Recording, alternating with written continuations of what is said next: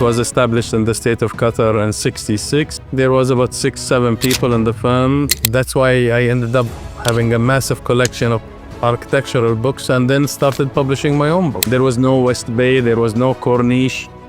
All of that was reclaimed. And I remember, did the research, made the submission, and then a few months later I get a phone call that congratulations, you've won. I almost finished.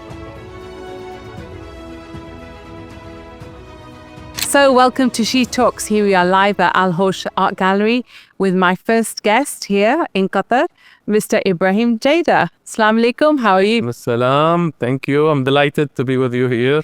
Yeah, it's such an honor for you to, be my first guest in Qatar. And I think the podcast really is about connecting the world, not just locally, but people overseas to know what's really happening out here in Qatar and people like yourself and what you've contributed. So for those of you who don't know Ibrahim Jaidah, I want you to tell me a little bit about yourself. Well, I'm Ibrahim Jaidah. My hometown is Doha. Grew up in the old part of the town, Al Jasra, where Souq Waqif is. A lot of tourists know where that is. Went to boarding school in the UK as a child, and then eventually ended up in the States, studied my architectural degree, came back and practiced architecture. Now it's been more than 3 decades. Worked in the government for a few years, 2-3 years. Then I acquired the Arab Engineering Bureau, the first firm that was established in the state of Qatar in '66. There was about 6-7 people in the firm. Now we are averaging 600, working throughout the region. We did projects from Europe all the way to Asia, and having a wonderful time creating new buildings, new different places. We're going to come back to some of your amazing buildings in a minute, but just to, being British and being in the UK, some people in the UK still see the Middle East as Dubai, and, Qatar, especially with the World Cup, has become very familiar to the world.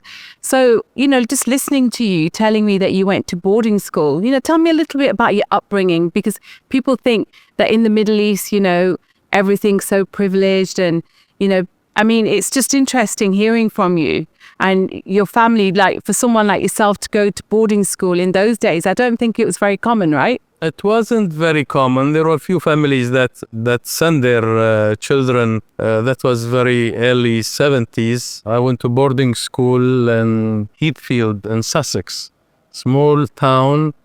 Have wonderful memories. I was going there every year. This is where we sort of were exposed to England, to the English way. So who was the person in your family that encouraged education? Oh, it's in the roots of the family. This goes on for generations. All my previous dad, grandfather, they were well traveled. There was not necessarily a sort of a college degree, but they spoke many languages because they traveled the sea, whether it's in India or Persia or Zanzibar. They were trading is in the blood. So being, I guess, a trading family, they believed a lot in education. And my older brothers have encouraged that. So here we go. We went to the boarding school every year. It was very exciting, learning from riding horses to canoeing, to climbing, to all sorts of things. And of course, learning the language, which was very easy for me to learn. And that helped me quite a bit later on in my life and my career as I continued. So the foundation, I think the foundation was very important because you had education, in your family and in your roots. I would say that in some ways you had a good kickstart into life. Very much so. Yeah. And my mom my mom is from Bahrain and came from very well-educated family. So I was really privileged as a young child growing up in Al Jasra, listening to classical music and all the books that my mom was reading. Actually, she still reminds me that I was reading the books before I started reading. I would open the pages and put my fingers on the letters. So I loved books, and that's why I ended up having a massive collection of architectural books and then started publishing my own books. Yeah, but I think it's quite important, especially for young Qataris as well, the new upcoming generations to understand the importance of education, and I think with schools and education developing here, I think in Qatar, you definitely have some amazing opportunities to have that starting foundation. Indeed. I mean, I think with no doubt, Qatar has become sort of the capital of education in our region, because the colleges per capita, I think, is unmatched. And you got the best universities of America and of the region are all here.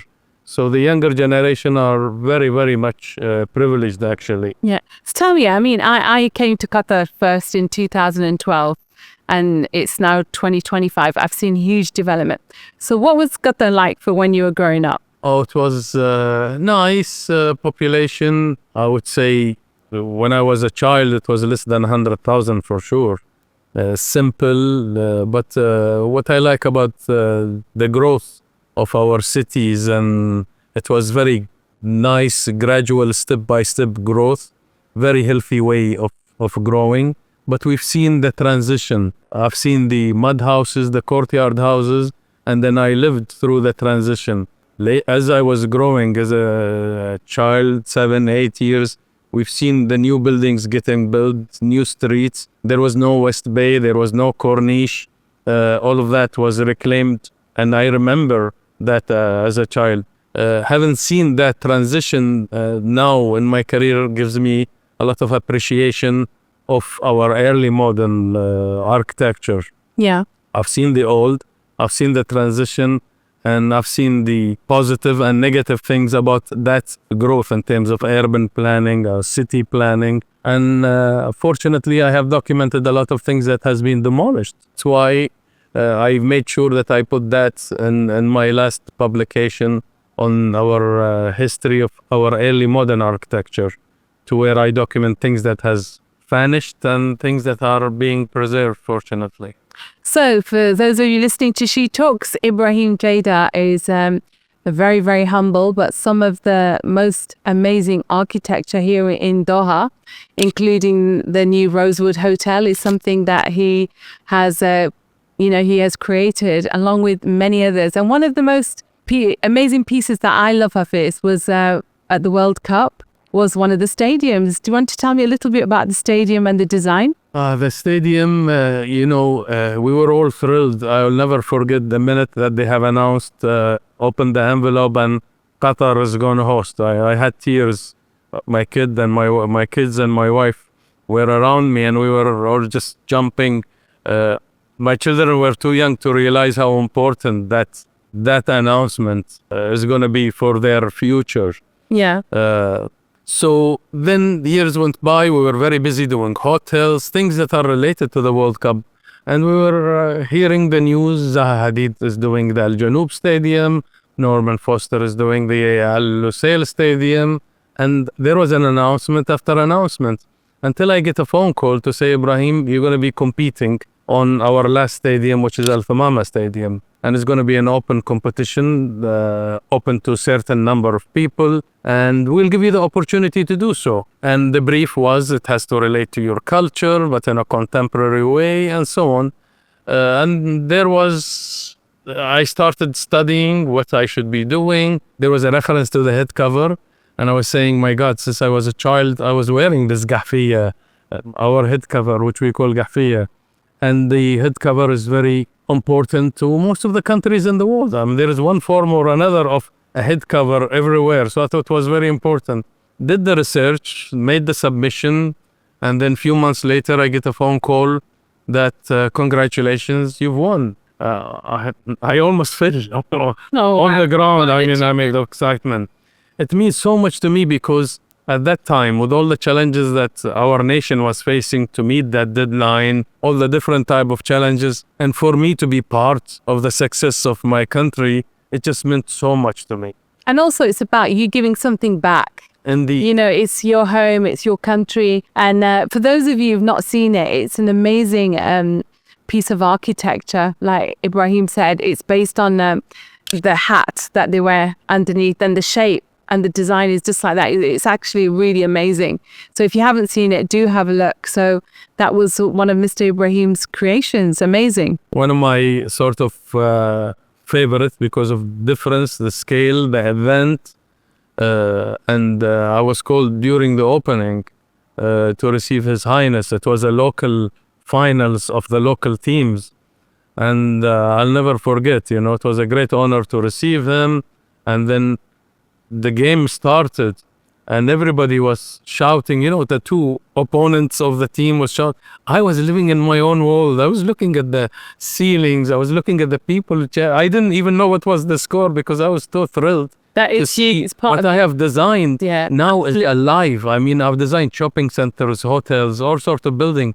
But a stadium, when it's full, I mean, it was a feeling that I didn't feel before. No, but congratulations on that. And, we wish you a lot more success. But Ibrahim, tell me, sometimes, the creativity process, like you were told that you've got to, there's a design competition or an opportunity to design a stadium. As an artist and as an architect, the creativity process, how does that start for you? Do you think it's easy or hard? I'm quite fascinated in how that creativity in you starts. I think it's a lot of it is something that you accumulate since you're a child. The more you travel, the more you see, this becomes memory and stick to your mind and how you sort of define anything. I think we're all a result of memories and travels and trips. That, in my opinion, builds your sort of database. Then the space. Where am I going to build? What am I going to build? That plays a role. And the function, of course, is very important. Then you start giving the solution. Throughout the years now, I developed a wonderful creative team. We sit, brainstorm, sketch, throw it away, sketch again, throw it away, until we get to an idea. The most important, and that's the role that I try to lead with my team, is the storytelling. How do you conceive that concept? So it's about the journey. About the journey and the story that you tell. Now, for example, we're designing things high in the mountains in Oman or in a wadi or near the sea in different location here or anywhere in the region. This space sometimes talk to you about what belongs there. And whatever you do should actually belong there. Different from designing city buildings, but when you get out in the suburbs, so every project has a story and has a journey, and it's a wonderful journeys. So what would you say is one of your most favorite pieces of architecture? It's a question that I always get asked, and I say all my projects are like my children in a way. Yeah, absolutely. Every project is a journey with the owner, with the client, with the challenges that we go through. Okay, let's put it this way then. What was the most challenging one? The stadium was extremely challenging. I haven't done a stadium before. I'm not much of a football going to stadiums. I've been in my life a couple of times. So I had to put a great team of 17 different consultants to work with us as a team. And that was a wonderful exercise of collaboration. So where I control the theme, the story of the gahfiya, of the hat, but then you get a FIFA compliance specialist, architects that do the function of the back of the house, of changing rooms, how the whole thing is set. And the list goes on in the consultant. So that was quite a challenge. And we had a budget to work for and a deadline. And the deadline was extremely important. It has to finish so many years before the World Cup because Qatar had other events prior to the World Cup. So all of these were big challenges, but it was a beautiful journey, learned a lot from it. And every challenge that we go through makes us that much better. So for young upcoming architects, where you graduated, you went to America, you went to boarding school, you've come back to Qatar. So how did it start, the journey? Was it easy? Like for our youngsters out there who might want to go into architecture or start, do you think it's always an easy step? I don't know what's the definition of easy. To be able, School of Architecture is not easy in terms of man hours that you need to spend, but it's a beautiful journey of creativity. I think it's like any thing in the arts. You stay late to hand over your project and so on. But the whole thinking process, looking back at it, there is a sacrifice even in building my own career. Sometimes sleepless nights, you worry, you want to achieve, but hard for younger generation, I would say, hard work pays off. Sacrifice pays off.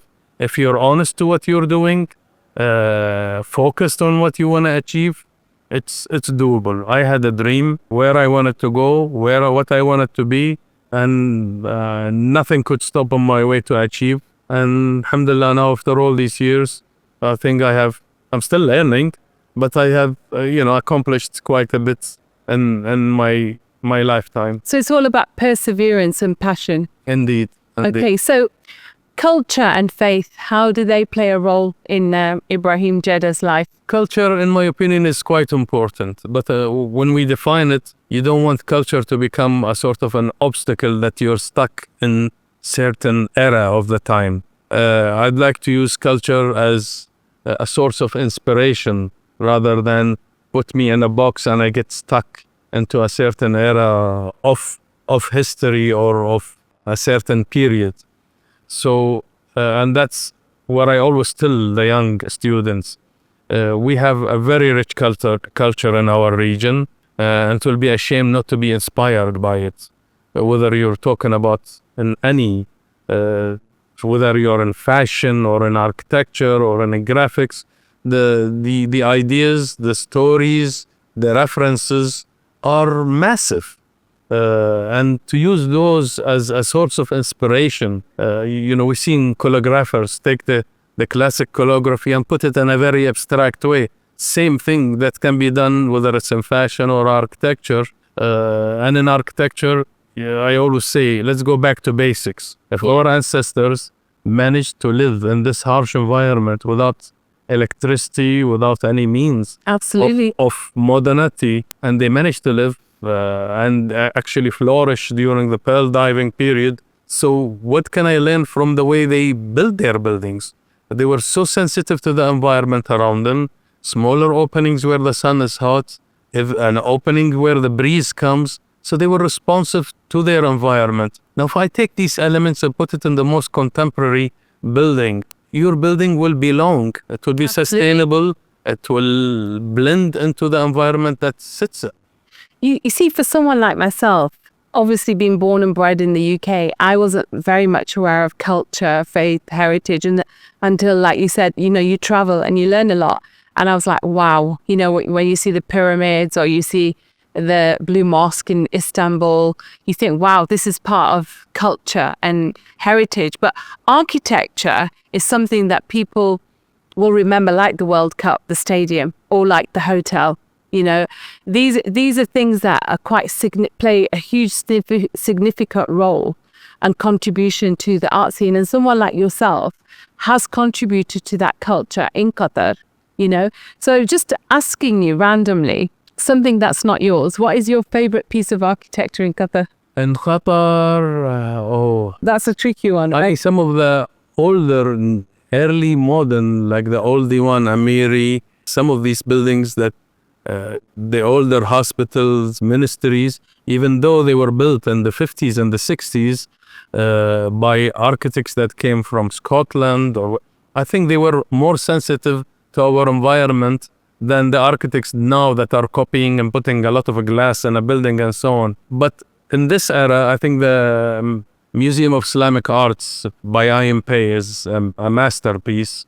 The Jean Nouvel, even our national museum, the Desert Rose, I think it opens the mind of what I was saying is to use things that belong to your environment and put it in the most contemporary way. I mean, when I saw his idea when it was announced, and I was, my God, how could he think like that? But he's a genius. And I think that's what it takes to sort of inspire a younger generation now. I think we, in our city, it's like an encyclopedia of what is the most contemporary architecture that belongs to our region. It translates our thinking. I mean, Sherib is a perfect example to where the openings are small, buildings are close to each other, yet it's the most modern district on a global level. Absolutely. I mean, when you're in Musharraf, you actually feel like you're in Europe.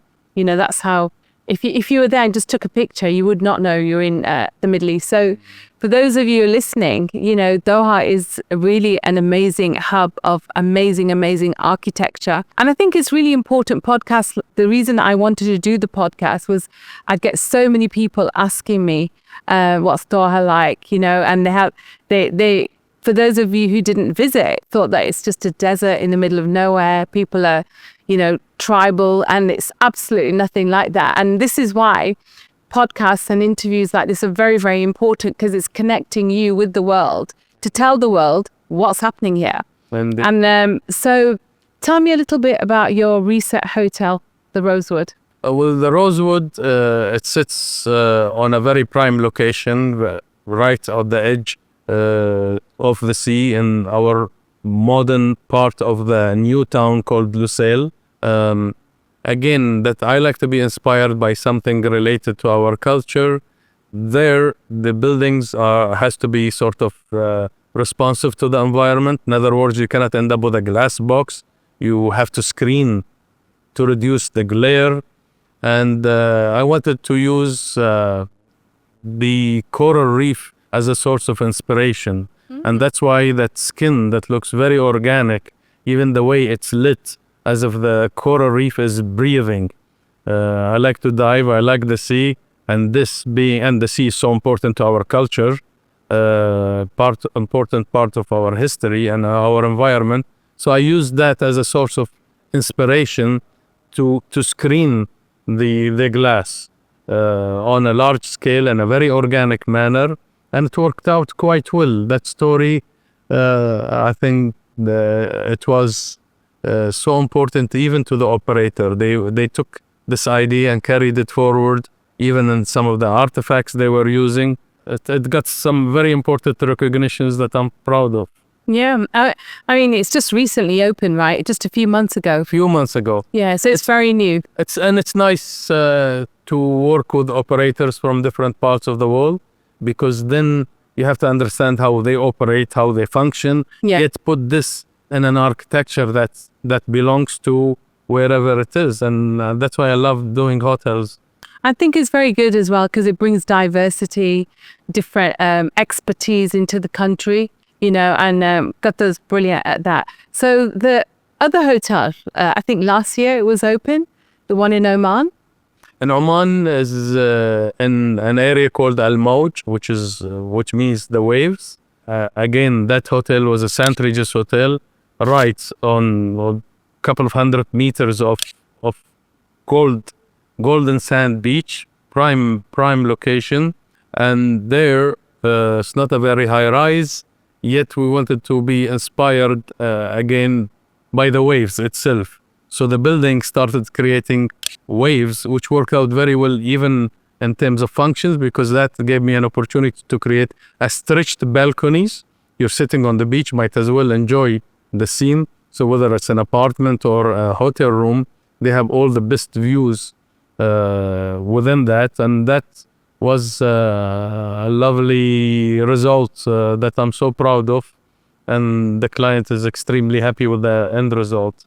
And those of you who haven't seen it, that's the St. Regis in Muscat. Absolutely beautiful piece of architecture. You know, it's just a state of art. I've seen it. I've been fortunate enough to see it.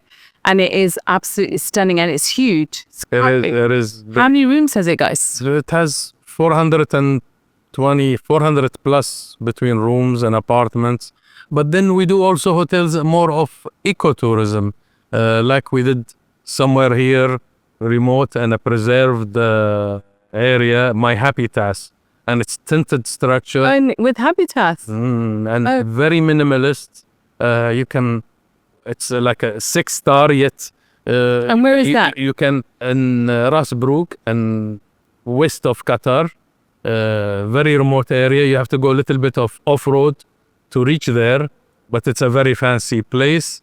But as luxurious as it is, you still can feel comfortable walking around there barefoot, because it's so so calm, so peaceful, and it had some wonderful success. And that's what I like about hotels in different look, whether it's a city hotel or a remote hotel. Now we're doing some ecotourism also in Oman, in the mountains.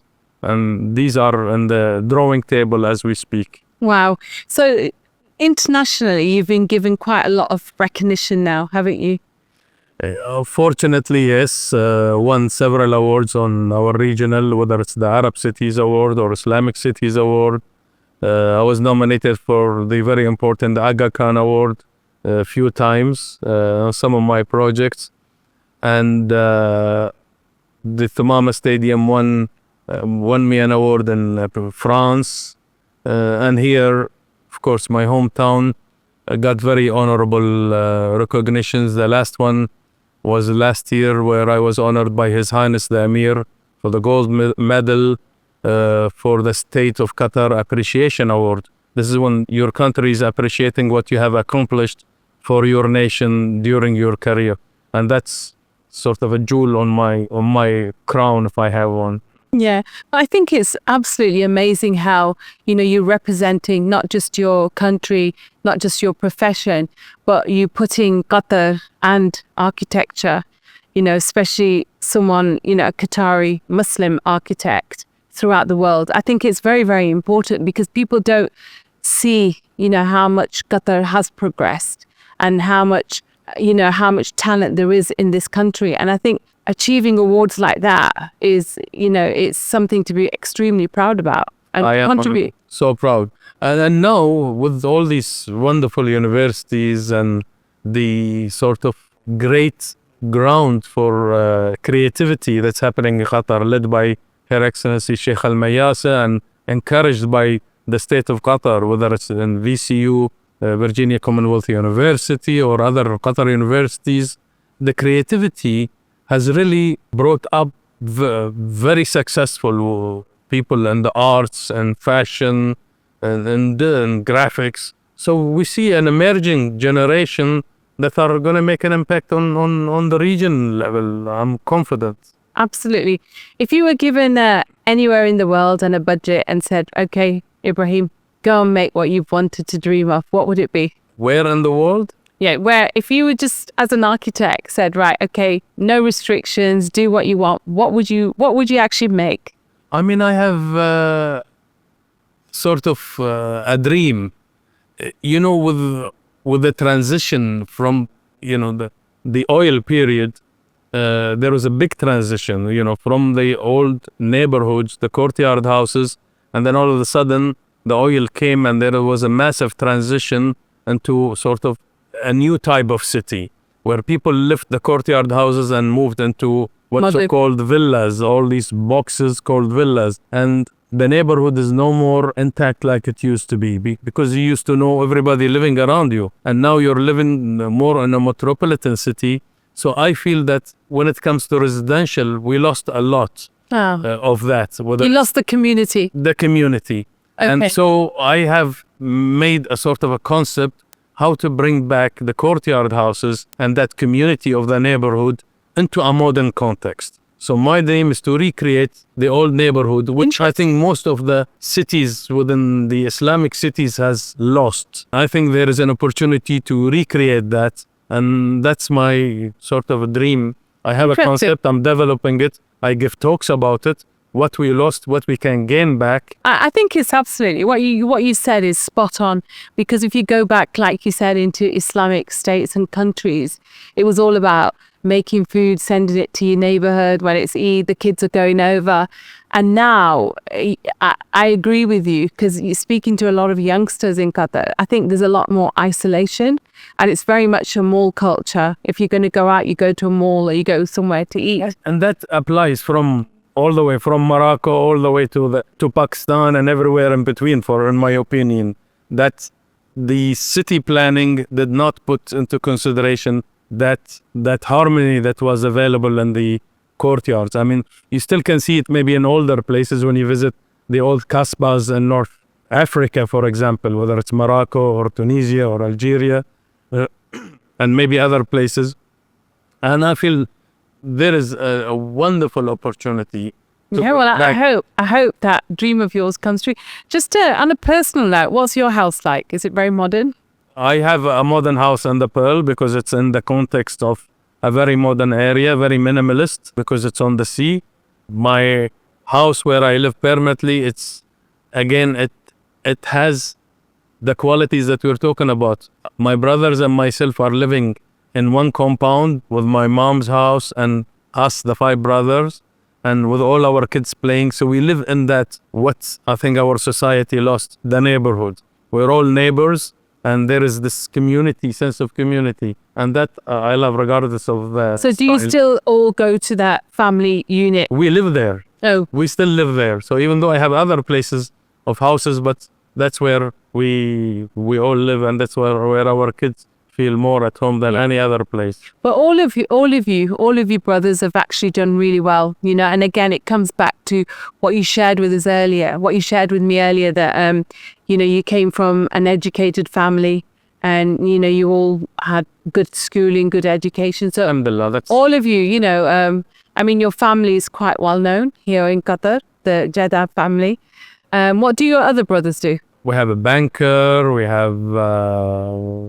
We're one way or another related to the business or engineering, entrepreneurs, created companies that are listed.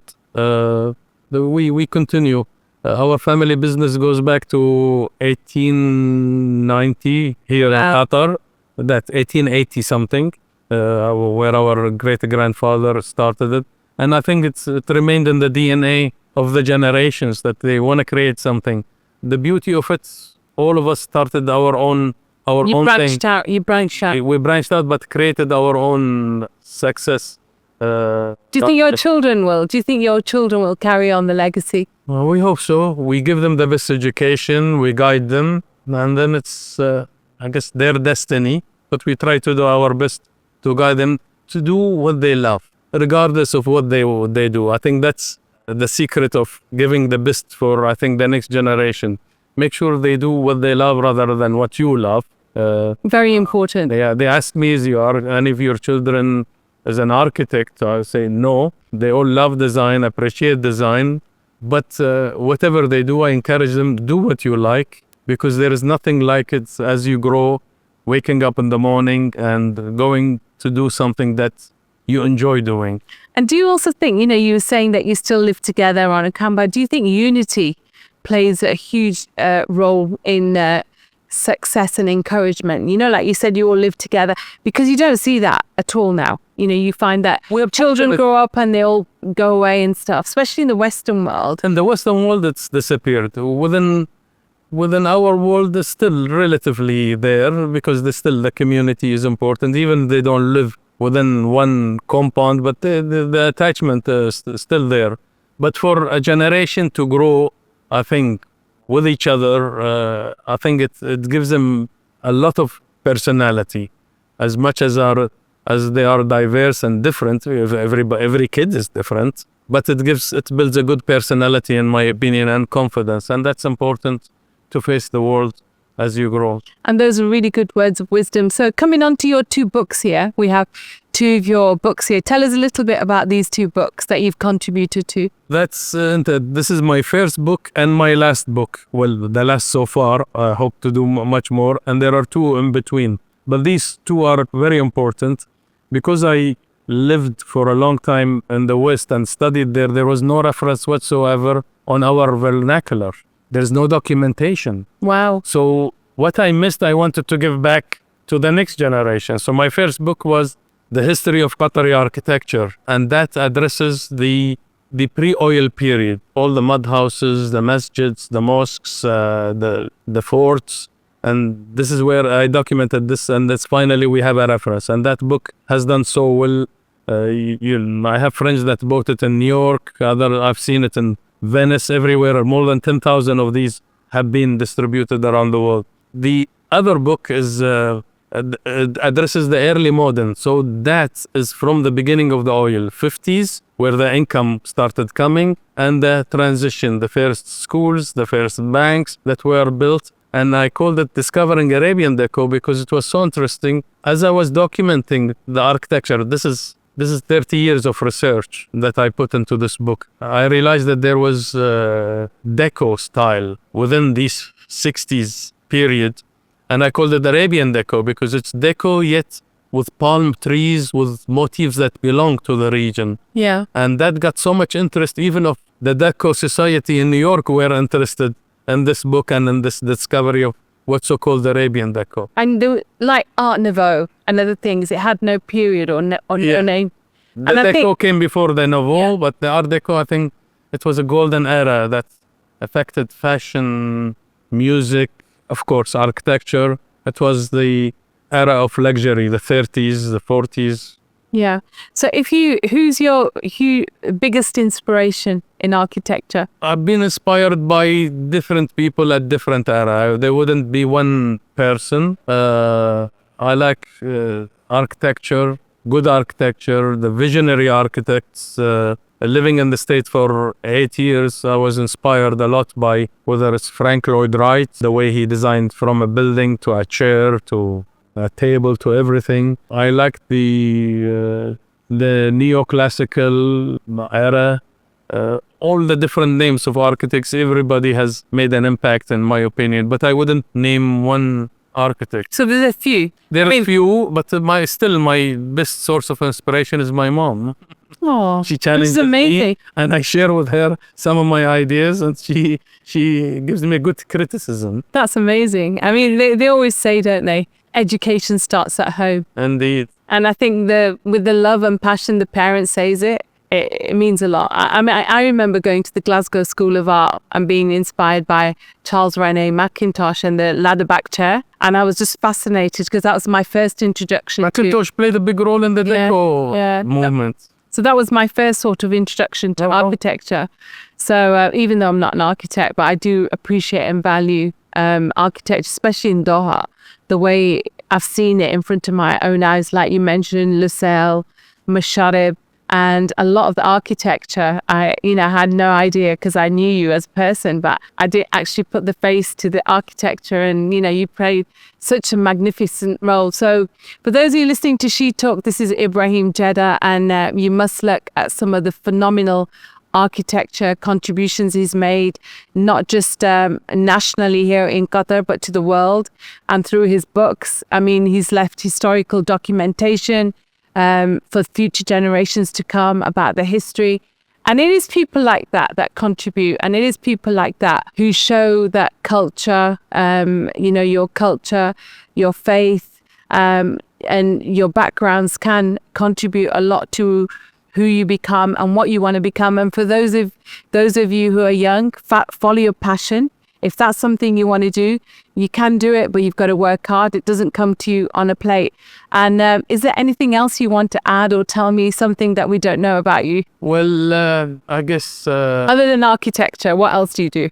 I love the sea. You love the sea. Yes, I love spending time in the sea, in my boat. That's the ultimate sort of switching off and getting inspired, looking at the sky. Traveling, of course, is a big passion for me since I was a child. And like I said earlier, looking at different cultures, appreciating different cultures make you love your own culture also more. I was the first time I went as a child to see the Notre Dame, for example, and you see this magnificent scale of architecture and detail that makes an impact on you wherever you're going. And so on, with traveling and seeing different buildings, it does make an impact. And I think whether you're an artist or an architect, the more you see, the more cultures you integrate with, the more people you understand, it just makes you a better person. Yeah. And knowledge is important. And I think in the times that you grew up and stuff, things were quite maybe limited. And I think nowadays youngsters have so much opportunity. You just put it in Google and you find out anything. I think knowledge, like you said, the travel, the buildings, this was all knowledge. Just on a final note now, is what do you think of IA, and how people are just designing and using AI to do things? AI is a wonderful tool to explore things. So it will give you ideas. But now they say, is AI going to take your job? And the answer, the guy who knows how to use AI will take your job, not the AI itself. Yeah, absolutely. But then how can I use it as a strong tool? Now it will give me ideas, even if I want to design a building, if I want to change it from stone to glass, it will do all of that.